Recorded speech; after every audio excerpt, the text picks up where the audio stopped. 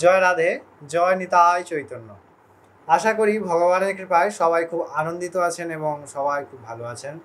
আমরা আজকে মোক্ষযোগ আলোচনা করছি। বর্তমানে মোক্ষযোগের আমরা 45তম শ্লোক আজকে আলোচনা করব। আমরা 42, 43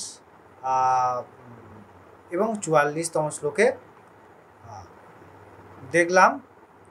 প্রধানত 42 এবং 43 অর্থাৎ এবং 44-এ দুইটি একসঙ্গে দেখলাম। 42-এ আমরা দেখলাম যে ভগবান ব্রাহ্মণের কর্ম বললেন, তারপরে ক্ষত্রিয়ের কথা বললেন, তারপরে বৈশ্য এবং শূদ্রের কথা বললেন। এবং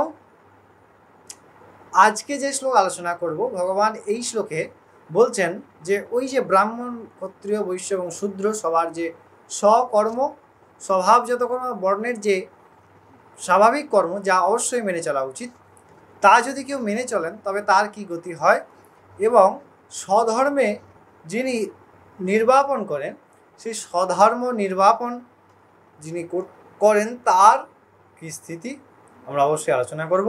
আপনাদের জন্য আরেকটি বিশেষ নিবেদন এবং আবেদন বলতে পারেন, যারা শ্রীমদ্ ভগবদ্গীতার ক্লাস করতে চাইছেন সম্পূর্ণ বিনামূল্যে, আমরা 3 অক্টোবর থেকে অবশ্যই আপনাদের সঙ্গে লাইভ ক্লাস ইন্ট্রোডাকশন করব। আপনারা অবশ্যই সাবস্ক্রাইব করে সঙ্গে জুড়ে থাকুন এবং ফলো করে রাখুন। আমরা ইতিমধ্যে নোটিফিকেশান প্রোভাইড করেছি, আমরা আরও কিছু নোটিফিকেশান প্রোভাইড করে নেব, আপনাদেরকে পার্টিকুলার গ্রুপস এবং অ্যাড্রেসগুলি দিয়ে দেবো।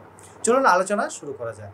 ভগবান এই শ্লোকে কী বলছেন আমরা সেই বিষয়ে অবশ্যই আলোচনা করব, এবং তার আগে ভগবান 45তম শ্লোকটিতে কী বলছেন তা আমরা দেখব। ভগবান 45তম শ্লোকটিতে বলছেন যে স্বে স্বে কর্মণ্যভিরতঃ স্বং সিদ্ধিং লভতে নরঃ স্বকর্মাণি রতং নিরতঃ সিদ্ধিং যথা বিন্দতি তৃণু।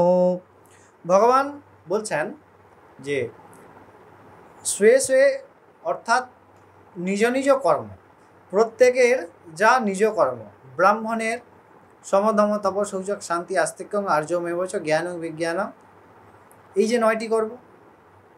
এরপরে ক্ষত্রিয়ের শৌর্য ত্রেজ ধৃতি দাক্ষ যুদ্ধে চাপ পলায়নম দানম ঈশ্বর ভাবস্য, এই যে 7টি। এরপরে কৃষি গৌরক্ষা বাণিজ্যম, বৈশ্যের এবং পরিচর্যাত্মকম কর্ম, এই যে 4টি বর্ণে 4 ভগবান কর্ম বললেন। এবং ভগবান বর্তমানে এই 45তম শ্লোকে বলছেন যে নিজ নিজ স্বধর্ম যুক্ত কর্মে যিনি লিপ্ত থাকেন তিনি নিশ্চিতভাবে সিদ্ধি লাভ করেন। এই ধর্ম বা স্বধর্মের যে কর্ম যারা থাকেন তাদের সিদ্ধি কী হয়, ভগবান বলছেন যে আমি বর্তমানে বা আমি তোমায় সেই কথা বলবো, তুমি শোনো। এই কথাটি ভগবান পরবর্তী শ্লোকে বলছেন।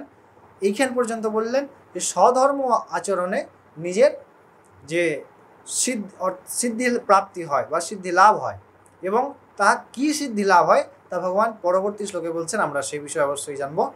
ততক্ষণ আমাদের সঙ্গে জুড়ে থাকুন। আমরা পরবর্তী শ্লোকে আলোচনা করব ভগবান কী বলছেন।